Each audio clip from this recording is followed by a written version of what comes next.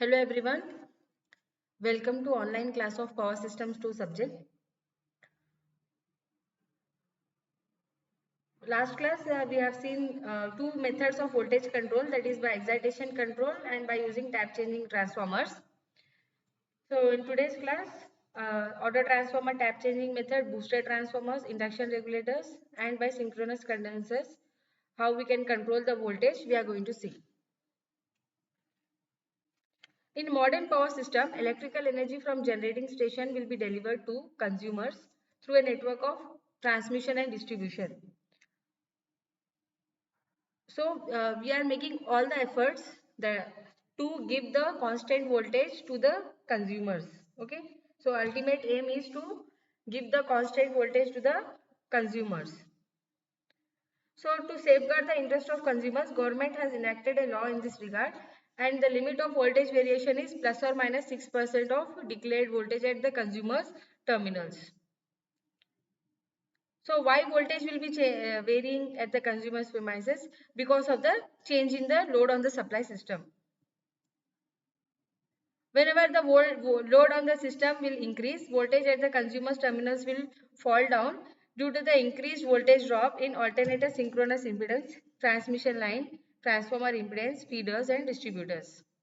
And reverse will happen whenever the load on the system will decrease.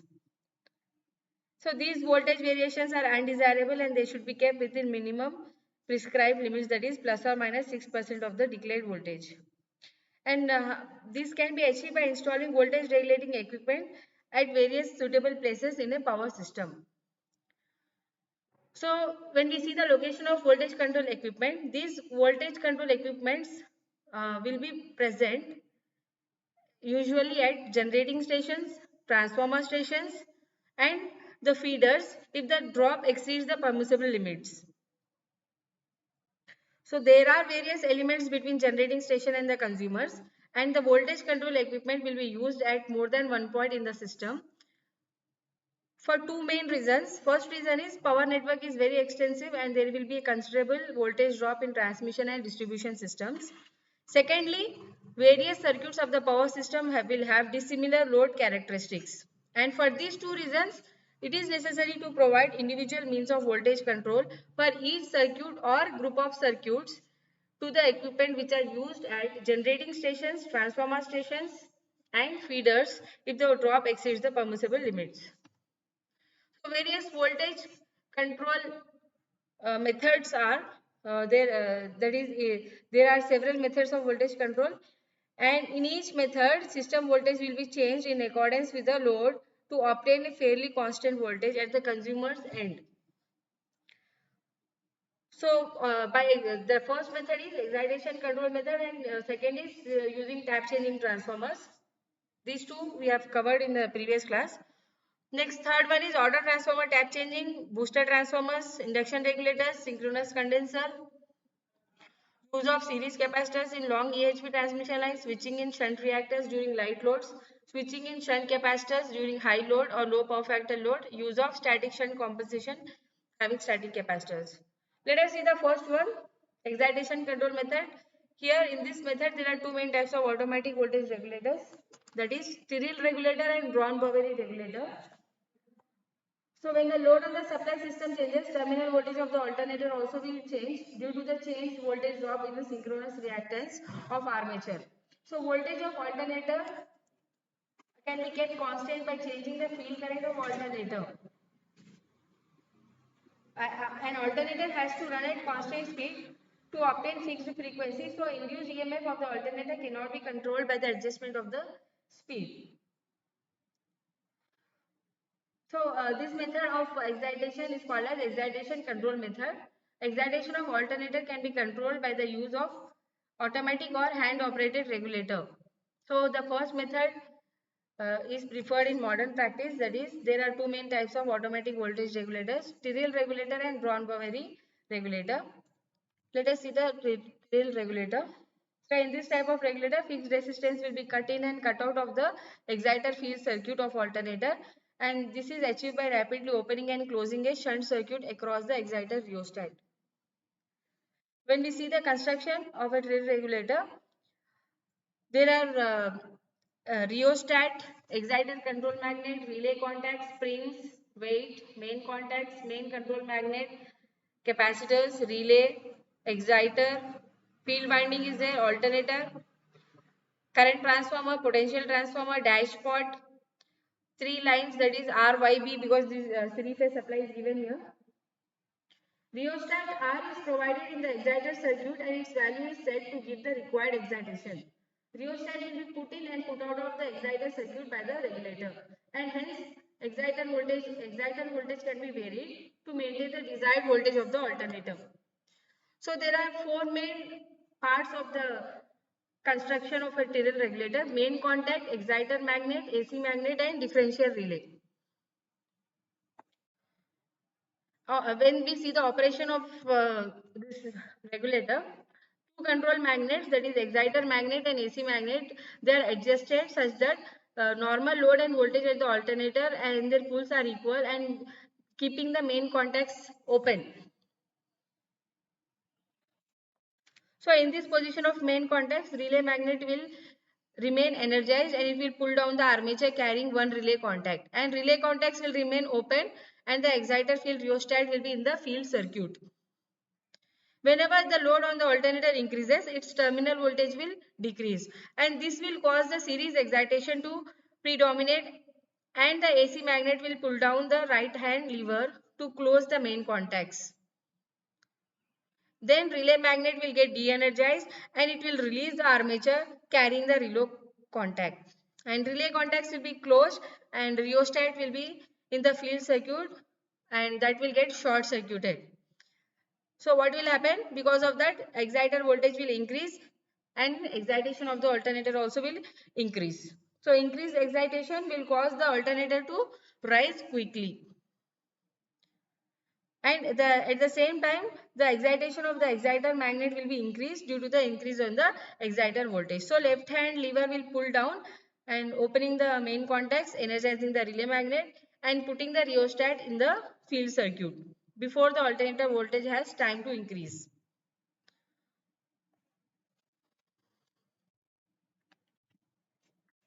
Brown-Boveri regulator. In this type of regulator, exciter field rheostat will be varied continuously or in small steps instead of being first completely cut and completely out, as in the case of a Tyrrell regulator. So for this purpose, regulating resistance will be connected in series with the field circuit of the exciter. Fluctuations in alternator voltage will be detected by a control device. Motor will drive the regulating rheostat and it will cut out or cut in some resistance from the rheostat, and hence the exciter will be changing, and also the alternator voltage will be changing. So when we see the construction, there are four main parts: control system, mechanical control torque, operating system and damping torque. Let us see how it works. Suppose that the resistances U and U dash are so adjusted that terminal voltage of alternator is normal at position 1. So electrical torque will be counterbalanced by mechanical torque and the moving system will be in equilibrium. So we are assuming here that electrical torque will rotate the shaft in clockwise direction. And let us assume that terminal voltage of alternator will increase due to the decrease in load on the supply system. So increase in the alternator voltage will cause an increase in electrical torque, which will become greater than the mechanical torque. So now the drum will rotate in clockwise direction. So more resistance will be inserted in the exciter circuit, and hence the field current will decrease and the terminal voltage of the alternator also will decrease.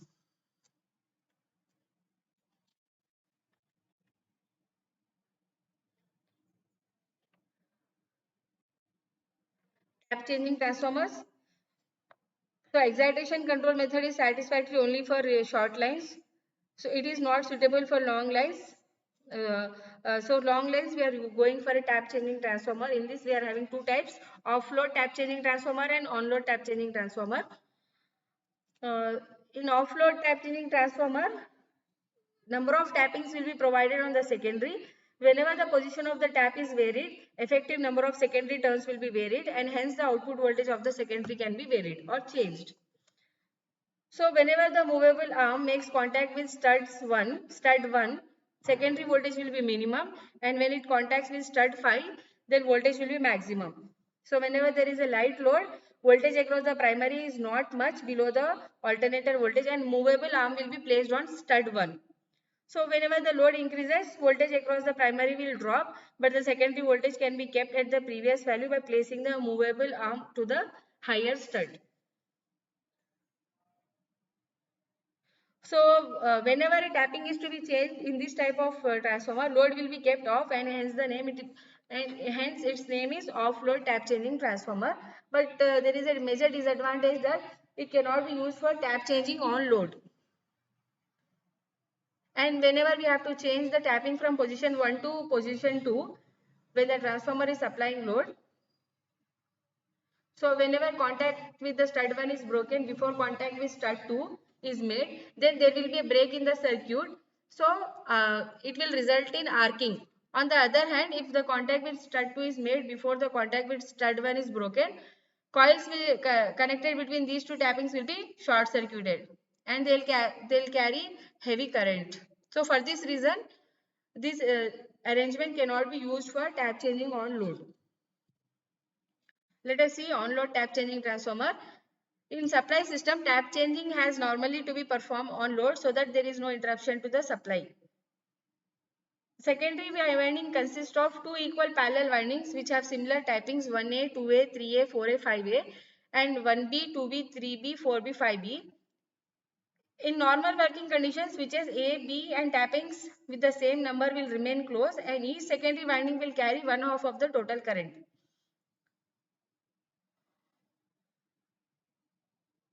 If the transformer is working with position at 4A, 4B and it is desired to alter its position to 5A, 5B, so one of the switches A and B, let us say that switch A should be opened, and this will take the secondary winding controlled by switch A out of the circuit. So whenever secondary winding controlled by switch B carries the total current which is twice its rated capacity, then tapping on the disconnected winding is to be changed to 5A and switch A will be closed. So this method also has a few disadvantages, like during switching, impedance of transformer will be increased and there will be a voltage surge, and there will be twice as many tappings as the voltage steps. Next is auto transformer tap changing. So this is the diagram, schematic diagram showing auto transformer tap changing. Here a mid-tapped auto transformer or reactor is used. One of the lines will be connected to its mid-tapping. One end, say A of the transformer, will be connected to a series of switches across the odd tappings. Other end B will be connected to switches across the even tappings. So in this diagram we can see there are two ends A and B. If A is connected to a series of switches across odd tappings, then B will be connected to a series of switches with even tapping. Here AC is showing the short circuiting switch. This is auto transformer or reactor. This is the tapping switches 1, 2, 3, 4, 5. This is the primary side of the auto transformer and this is the secondary side. A short circuiting switch S is connected across the auto transformer. Here, this one. And it will be in closed position under normal condition. So in normal operation, there will be no inductive voltage drop across the auto transformer.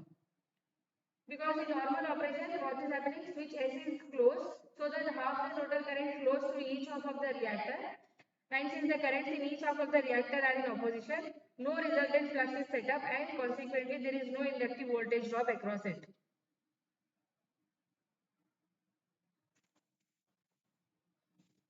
So when switch 5 is closed, when we see in the diagram, whenever switch 5 is closed, minimum secondary turns will be in the circuit and hence output voltage will be less. Okay, lowest output voltage we will get by closing the switch 5.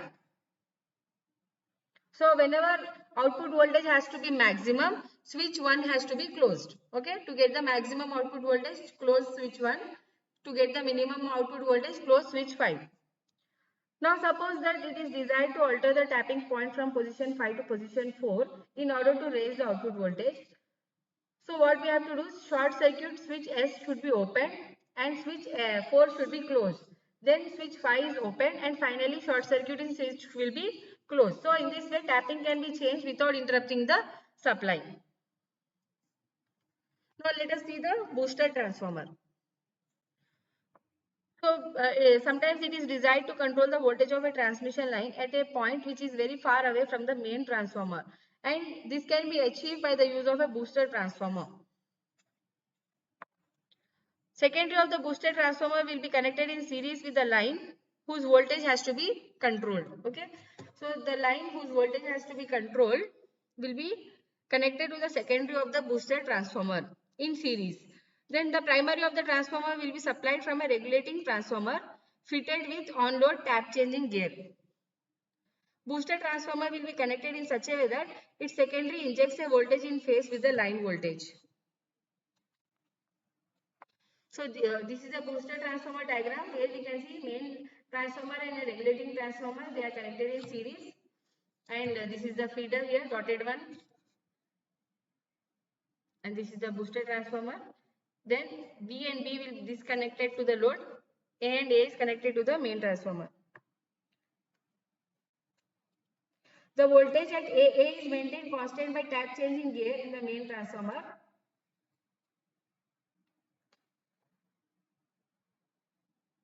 And voltage at BB is controlled by the use of regulating transformer and booster transformer. By changing the tapping on the regulating transformer, magnitude of voltage injected into the line can be varied. So there are some disadvantages also in this method. First one is that it is very expensive. It is very expensive and more expensive than on-load tap changing transformer. And second disadvantage is that it is less efficient, and because of that, because of losses, it is less efficient. And third one, more floor space is required to install this booster transformer. Okay, these are the three main disadvantages of booster transformer. Next, let us see induction regulators. An induction regulator is a constant voltage transformer, and one winding of induction regulator can be moved with respect to other, thereby obtaining a variable secondary voltage. Primary winding will be connected across the supply, and the secondary winding will be connected in series with the line whose voltage is to be controlled. So whenever the position of one winding is changed with respect to the other, secondary voltage will be injected into the line, will also change. So there are two types of induction regulators, namely single phase induction regulator and three phase induction regulator. So let us see single phase induction regulator. Single phase induction regulator construction will be similar to the induction motor, single phase induction motor, but except that rotor is not allowed to rotate continuously here, and it can be adjusted in any position either manually or by a small motor. So a single phase induction regulator construction wise it is similar to a single phase induction motor, but only change is that rotor is not allowed to rotate continuously, but it can be adjusted in any position, and the primary winding AB is wound on the stator. Here in this diagram you can see AB is wound on the stator and connected across the supply, and winding CD, can you see here, CD is wound on the rotor and it is connected in series with the line whose voltage has to be controlled. So in this second diagram you can see it clearly. AB is wound on the stator and it is given to the supply line, and CD is wound on the rotor and it is connected in series with the line whose voltage is to be controlled. Primary exciting current will produce an alternating flux that will induce an alternating voltage in the secondary winding CD, and the magnitude of this voltage induced in the secondary will depend upon its position with respect to primary winding. By adjusting the rotor to some suitable position, secondary voltage can be varied from maximum positive to maximum negative value. So in this way, regulator can either add or subtract from the circuit voltage according to the position of the windings. They are having a greater flexibility, and the single phase regulators are frequently used for voltage control of distribution primary feeders. Three phase induction regulator. In construction, A three-phase induction regulator is similar to a three-phase induction motor with wound rotor, except that rotor is not allowed to rotate continuously, but it can be held in any position by means of a wound gear. Okay, three-phase induction regulator is similar to a three-phase induction motor, except that, and wound rotor. Here I am telling that wound rotor or slip ring induction motor, except that the rotor is not allowed to rotate continuously here in this case. Primary windings either in star or delta can be wound on the stator and they are connected across the supply. See here, this is the rotor phase winding, this is the stator phase windings, input and output. Primary winding can be connected either in star or delta on the stator and they will be connected across the supply, and secondary windings will be wound on the rotor and 6 terminals will be brought out, and these windings will be connected in series with the line whose voltage is to be controlled. So when polyphase currents flow through the primary winding, rotating field will be set up which will induce EMF in each phase of rotor winding. So this is the same like a production of rotating magnetic field in three-phase induction motor. So we are giving three-phase supply to the stator. Three-phase currents will produce three fluxes and three EMFs will be induced. So whenever rotor is turned, magnitude of rotating flux is not changed, hence rotor EMF per phase will remain constant. But variation of position of rotor will affect the phase of the rotor EMF with respect to applied voltage. So let us say that input primary voltage per phase is Vp and the boost introduced by the regulator is Vr. So output voltage V will be the vector addition of Vp and Vr. So as you can see in this phasor diagram, Vr is the V is the vector addition of Vr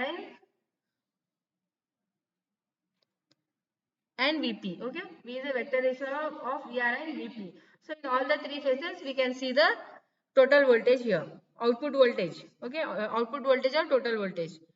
Three-phase induction regulators will be used to regulate the voltage of feeders and in connection with high voltage oil testing transformers. Voltage controlled by synchronous condenser. Voltage at the receiving end of a transmission line can be controlled by installing specially designed synchronous motors which are called as synchronous condensers. So by changing the excitation of a synchronous motor, it can be made to take a leading power factor. Synchronous motor at no load and taking a leading power factor is known as synchronous condenser. So what is a synchronous condenser? A synchronous motor at no load and which is taking a leading power factor is called as a synchronous condenser, because characteristics of motor will resemble with that of a condenser. So now the synchronous condenser will supply wattless leading kilovolt ampere to the line depending upon the excitation of the motor, and this wattless leading kVA partly or fully cancels the wattless lagging kVA of the line. So controls the voltage drop in the line. So wattless component and wattful component are getting cancelled and hence the voltage drop will be controlled. So voltage at the receiving end of a transmission line can be kept constant as the load on the system will change. So let us consider a short transmission line where the effects of capacitance are neglected. So line has now only resistance and inductance. Let V1 and V2 be the per phase sending end and receiving end voltages respectively, and I2 is the load current at lagging power factor of cos phi 2.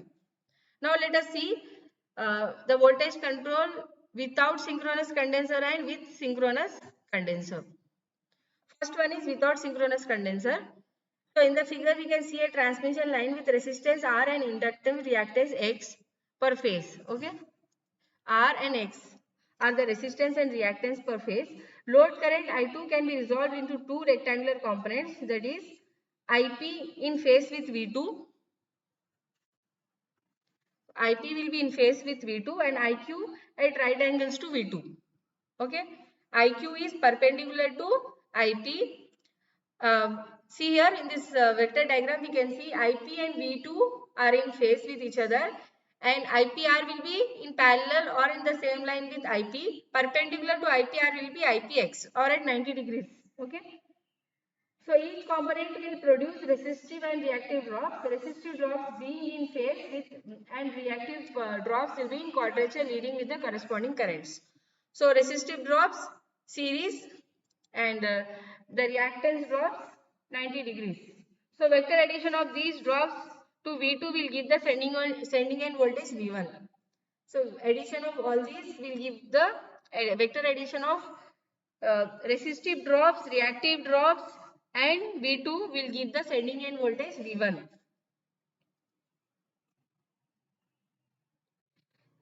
Next is with synchronous condenser. So let us suppose that synchronous condenser is taking a leading current Im and which is connected at the receiving end of the line. We are neglecting the losses of synchronous condenser here and Im is leading V2 by an angle of 90 degrees. So in the vector diagram, we can see Im and Iq are in direct opposition and Im must be greater than Iq and 4 drops due to these currents will simplify to Im minus Iq into R in phase with Im minus Iq into X in quadrature leading with Im. That is at 90 degrees with Im. So from the vector diagram, we can write the relationship between V1 and V2. Now, OE square will be equal to OA plus AB minus DE square plus BC plus CD square.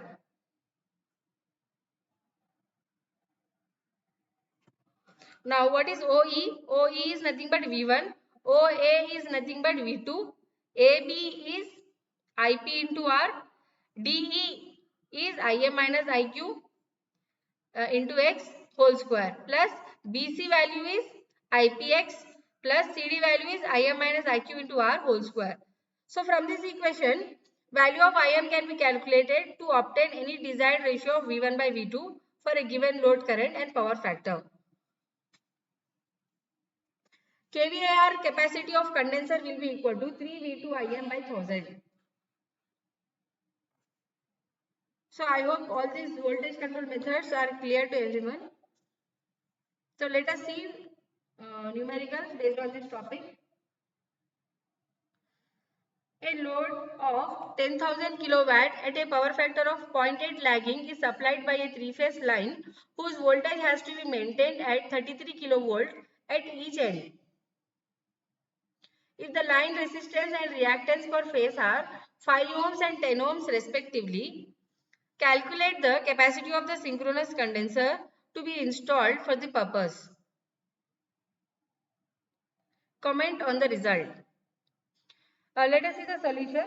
Load current I2 can be calculated as 10,000 into 10 power 3 because it is given in kilowatt. So 10,000 into 10 power 3 by root 3 into 33 kV, that is 33 into 10 power 3 into power factor is given as 0.8. So substitute all the values, we will get the load current value 218 amperes. IP will be equal to I2 cos phi 2. I2 is 218, cos phi 2 is 0.8. So its value is 174.4 amperes. Now IQ can be calculated as I2 sin phi 2.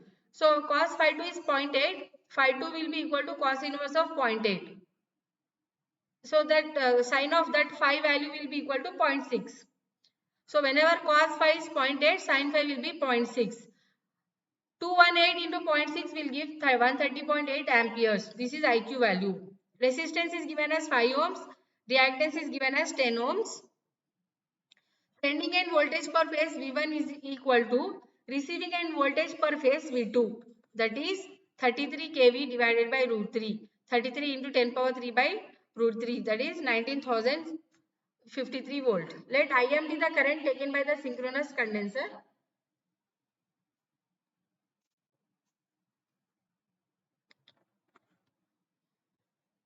So let us refer to this figure. So when we refer this figure, OE square equal to OA plus AB minus DE square plus BC plus CD square. So in that OE, that is V1 value is 19,053 square equal to 19,053 plus 174.4 into 5 minus 10 into, that is X is 10, Im minus Iq values. So Im minus Iq value we have calculated that is 130.8. So in this equation I am substituting all the values which are given in the problem, plus IP is 174.7, 174.4, X value is 10 ohms, plus IM minus IQ value we obtained as 130.8 into 5 square. Okay, this in this equation we are substituting all the given data, and after solving this equation we will get the value of IM as 231 amperes. Now, capacity of synchronous condenser is given as 3V2 Im by 1000 kilovolt ampere reactive. V2 value we calculated as 19,053. Im is 231. So, multiply these values and divide by 1000. Then we will get the value as 13,203 kilovolt ampere reactive. So, in the question it was asked to comment on the result. So, we can comment like this. That kVA capacity of synchronous condenser is considerably greater than the kVA capacity of the load, that is 13,203 against 10,000 divided by 0.8, that is 12,500. Since the cost of synchronous condenser is very high, so it will not be economical to have the same sending end and receiving end voltages.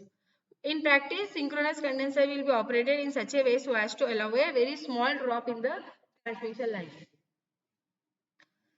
Next numerical. A three-phase overhead line has resistance and reactance per phase of 5 ohms and 20 ohms respectively.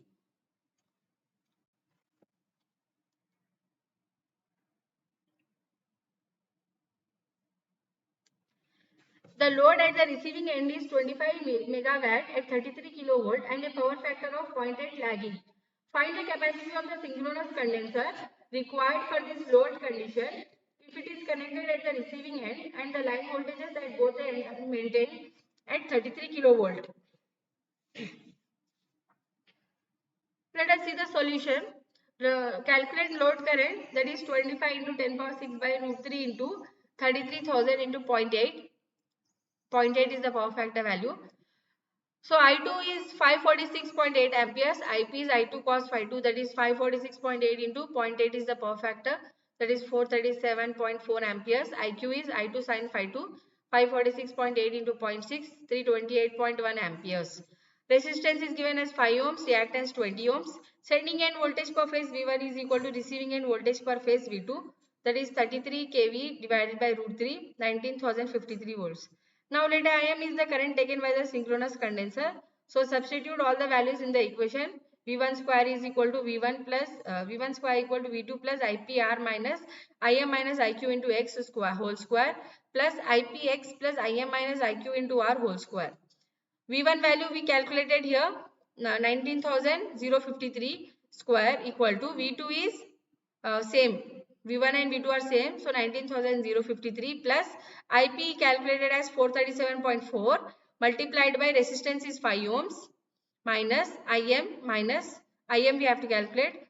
IQ is 328.1 into reactance is 20 ohms whole square plus IP is again we can see 437.4 into X value is 20 ohms plus Im minus IQ is we calculated as 328.1 into resistance is 5 whole square. So on solving this equation we will get the value of Im as 579.5 amperes. Calculating the capacity of synchronous condenser, that is equal to 3V2 Im by 10 power 6 megavolt ampere reactive. 3 into V2 value is 19,053 into Im value is 579.5 divided by 10 power 6, that is 33.13 megavolt ampere reactive.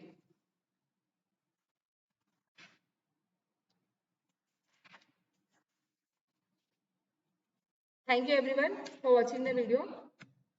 So today's class we have seen various methods of voltage control, that is excitation control, tap changing transformers, auto transformer tap changing, booster transformers, induction regulators, synchronous condensers. So remaining methods I will be telling in the next class. Watch the video from start till the end and give your attendance in the comment section. Thank you everyone.